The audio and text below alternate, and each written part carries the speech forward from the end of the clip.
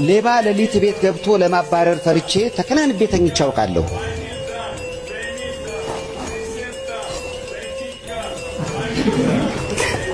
እንዴ ምን ነው? እኔ በደንብ እንኳን ገብቶ አይደለም ከነያሉ ሰይፊ ሌባ ገባ ክፍለ ሀገር ከባለቤቴ ጋር ሄደን ዘመድ ጋር እና ሰዎች የሉ ሌባ ገባ ልጅ እያዩኝ አይኔን ገልጬ ህል ጀመር አልሰማውም ለማለት ከድንጋጤ ነው ፈርቻለሁ። አረ ሌባ ገብቷል እዛ እንደውም በረት ውስጥ አህያ ምናምን አለ ወይ ጅብ ይሆናል ተነስጣለች አልወጣም ዝም ብለን ያንጠለጠልኩ አለችኝ እንዴ ለማንጠልጠሉ ከኔ አህያው አይሻልም እንዴ